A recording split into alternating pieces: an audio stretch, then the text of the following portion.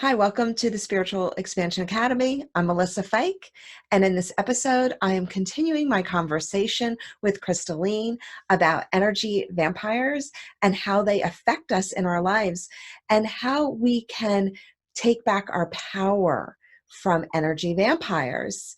We have this great discussion about the stealth energy vampire, and don't forget to watch to the very end when Christalene shares an amazing challenge with you all.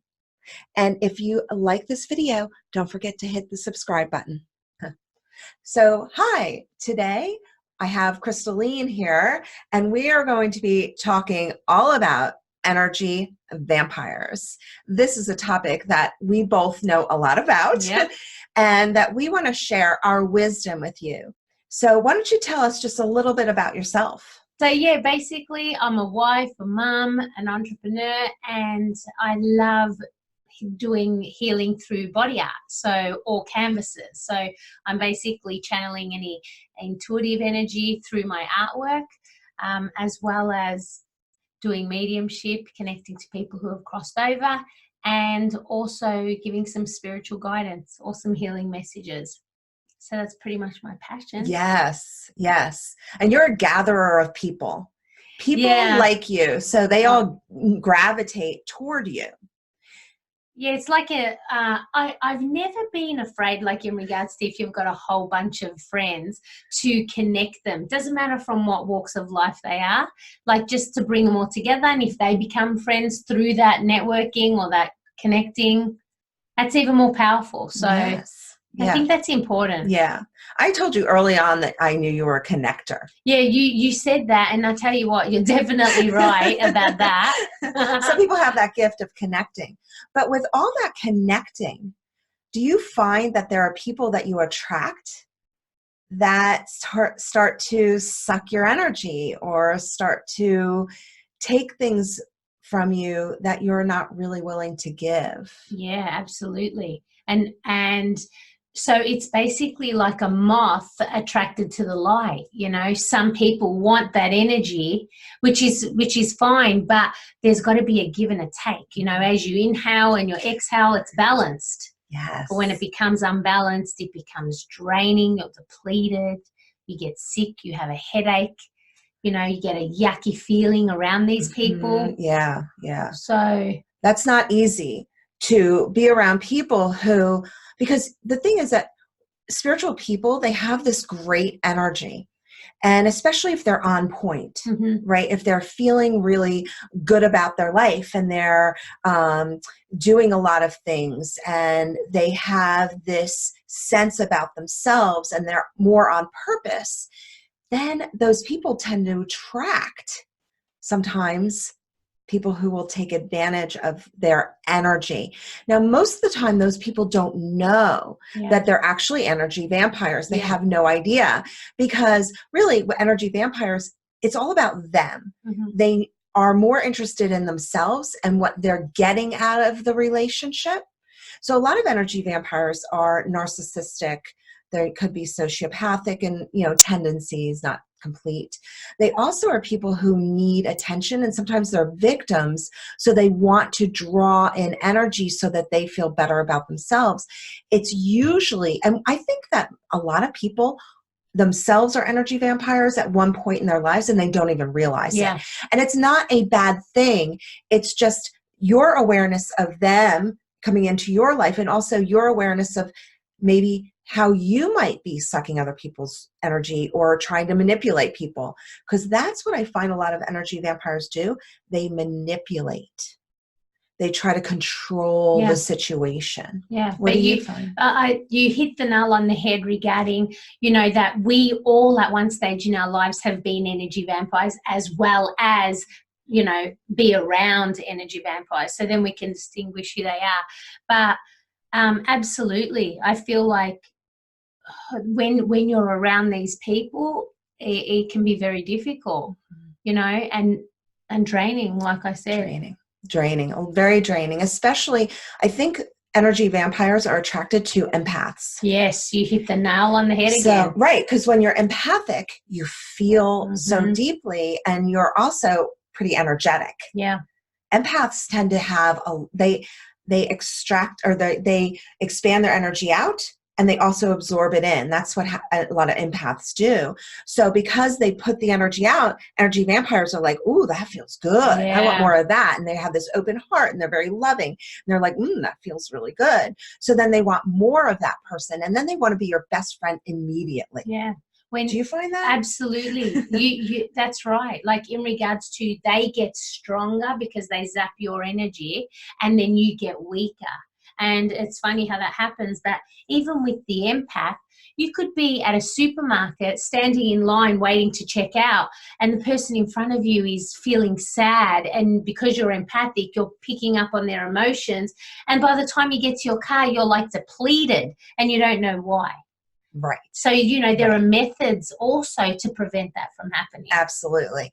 And we're actually going to do another podcast on energy vampires and boundaries. Yeah. But everybody needs to understand the energy vampire experience and what it really is, and so that they can distinguish and discern what an energy vampire is. And then we need to give them the tools to fine-tune their boundaries and their energy. Yeah. Because it's two different topics, kind of. And both of them are important, because you can't have the topic of boundaries without talking about energy vampires. Yeah, they go hand in hand. Go hand in hand.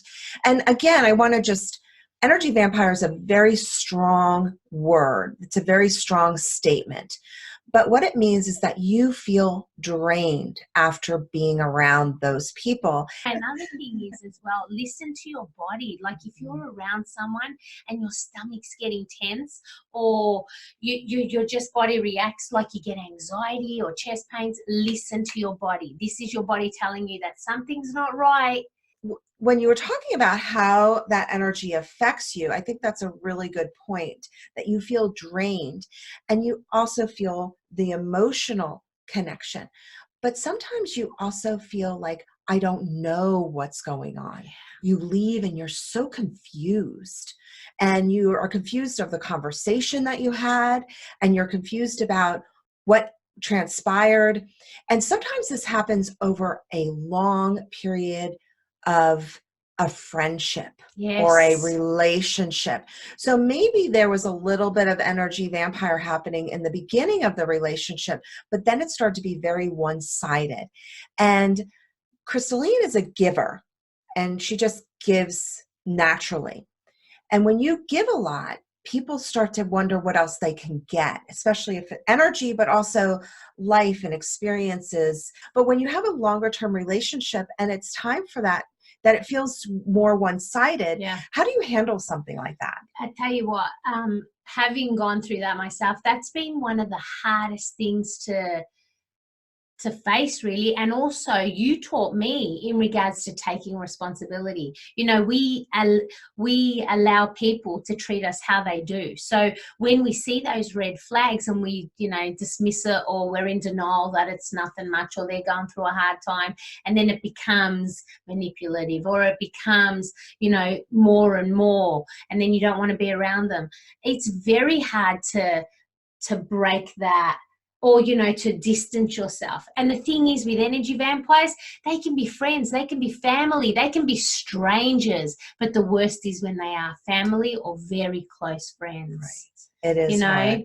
So how do you distance yourself from somebody who you love, but you know that they're not the healthiest person for you right now? So I would say the first thing is, once I'm aware, like, pay attention. And then, I'm going to be noticing it more and more. So I have to convince myself that the decision I'm making is for my highest good. And then the hardest bit is communicating and telling this person, perhaps, if they mean a lot to you, I think that they need to know. Perhaps writing them a letter or having a face-to-face conversation regarding how you feel.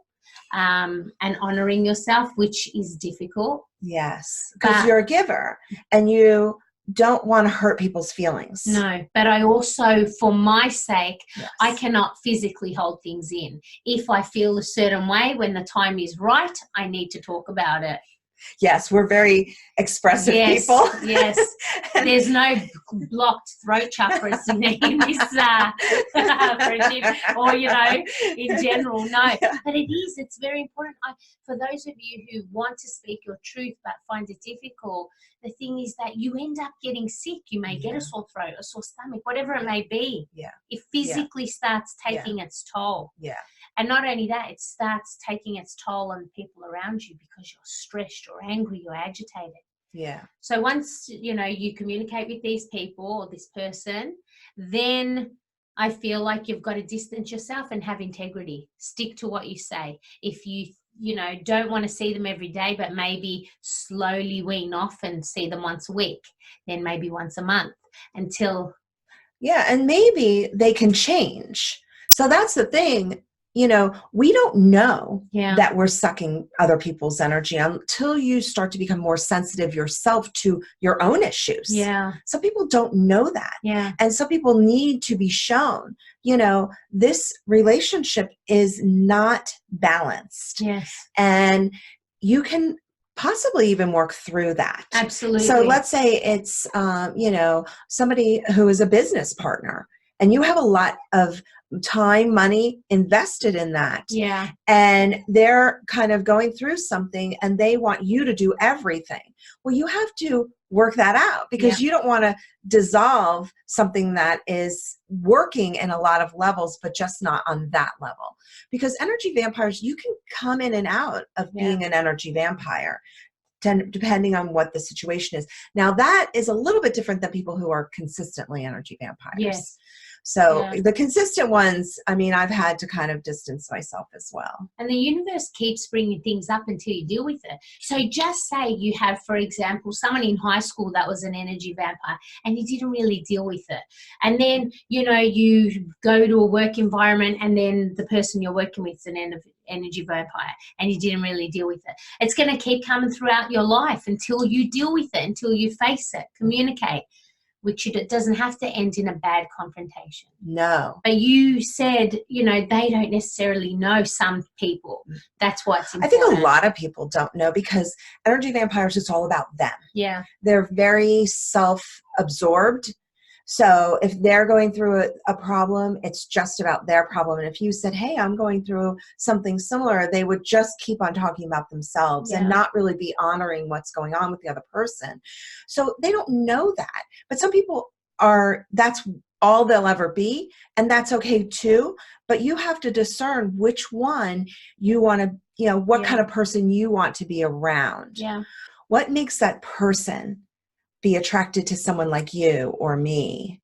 Well, sometimes people see something in somebody else that they would want for themselves. And it doesn't necessarily have to be a bad thing. It could be, for example, confidence, that I wish I could get up and teach a workshop in front of 50 people and not feel insecure. So therefore they're like thirsty. They want to know more about you. They want to know how to get to be like that. But so I think it's more, they're attracted to something that they want. Whether it's a good thing, doesn't necessarily mean it's malicious. And it's not even external. No. So it could be just, it's your energy. Yeah, it doesn't. I'm talking more energetically rather than physically. Right. And sometimes I find that they get off on the energy. So I had a friend in high school. Well, I knew her since I was 9 years old. And she would always be like, I love being around you, Missy. That was my nickname. And I love being around you. I love being around you. And, we go through middle school and high school. And then I ended up living with her in Boston after I graduated from college. And she would just suck me dry. And I didn't know this at all at that time. I had no idea, even though I was a psych major, and then we talked about energy vampires back then. And I felt so depleted. And she would just sometimes she would just go bananas and come after me and attack me. And then she would I felt drained all the time. And what I realize now, and I had to cut her out of my life, obviously, but what I realize now is that I did have this really loving, open energy. I've always had that energy, and I was easily sucked. Yeah. I gave it and gave it It and was the gave it and moth gave to a it. Oh, I flame. gave it so easily. And now that I know that, I know what they look like, and what they smell like, and how Yeah. they feel to me. And it's easier for me to say no to that. Where before I wouldn't want to hurt anybody's feelings. Yes. And as I've gotten older, I have to say age has helped me a lot, because when I was younger, I wanted people to like me. Yeah. And I wanted to not feel insecure about who I was. So I wanted people, so I'd give them more. Yeah. And I would give to feel better about myself. Yeah. But these people, what I realized is that they need to fulfill some sort of thing that's lacking inside of them.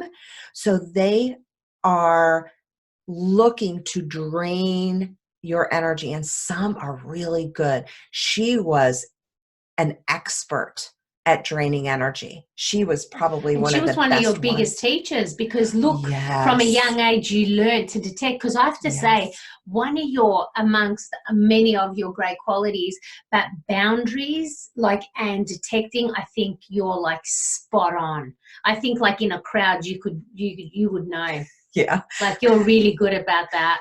Yeah, because I've had to be, Yes. especially, remember I started teaching when I was in my early 30s. Yeah. And back then, nobody talked about energy vampires. Yeah. Nobody talked about boundaries or any of these things.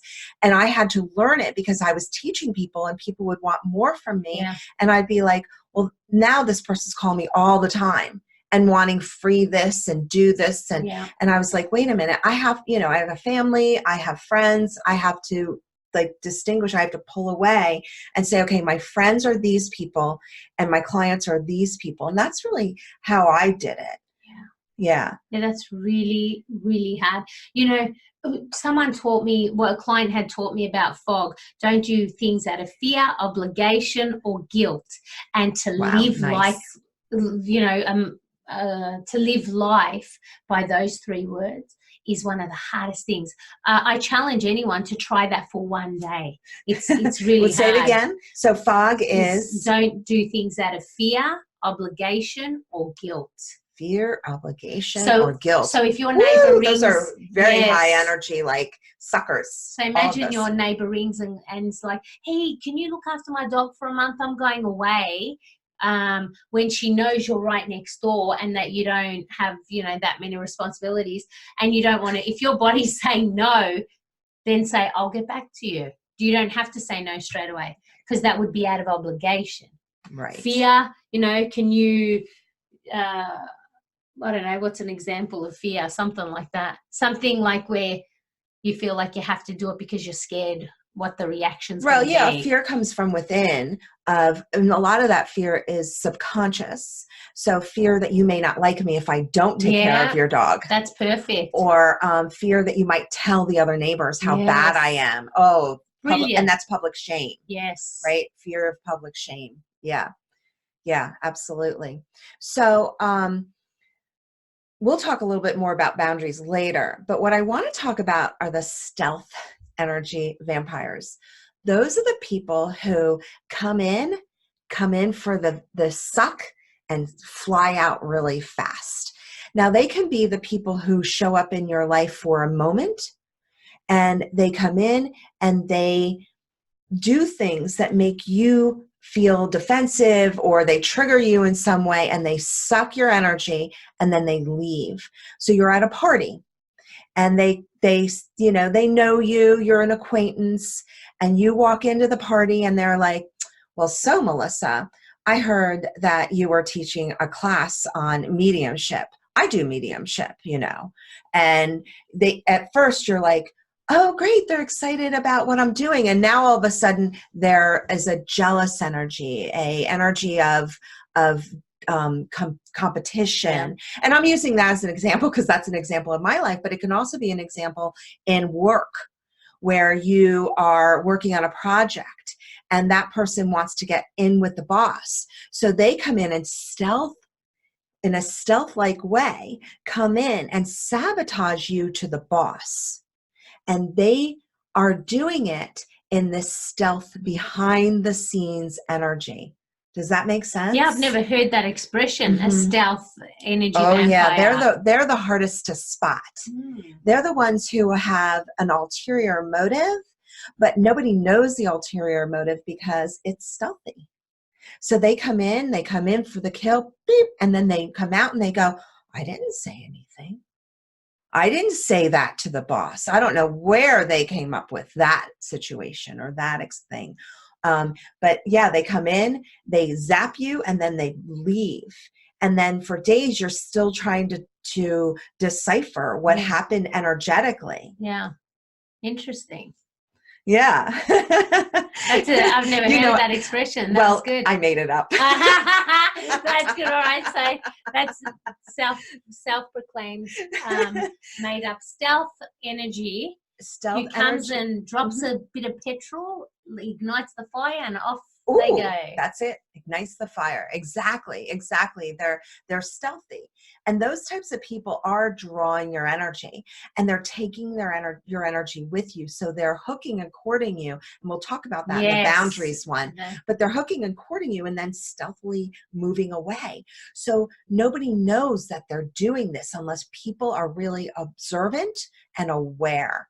Because it's like the after effect, yes, of the hurricane, like when everything's starting to settle, and then you process what's happened. Yes. At the time, you may not necessarily yes. So know. do you have any examples of that, of the stealthy people? As you're talking, the only thing I can think of is when I'm teaching a workshop and there's a particular client in the workshop who may, drop little snippets and rude comments to try and degrade me so they can feel higher.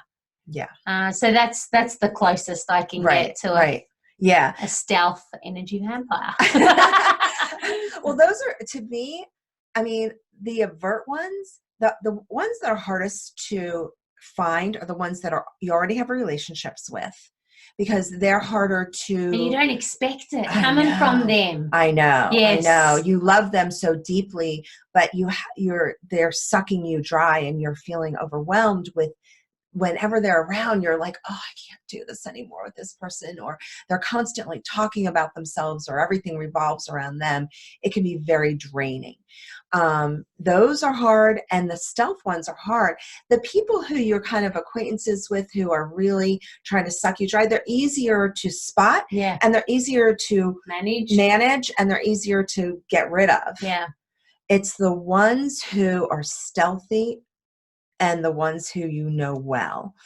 The other thing I just want to touch on with energy vampires is that when you are a heart-based person and you love fully, don't shut that down, because that's what makes you beautiful and unique. So you want to be able to deal with people in your life, but still be authentic to who you are. And I just want to leave you with that, because to me, that's so important to stay in your heart, but also to be clear in who you are so that they're not draining your energy. And what would you want to leave people with?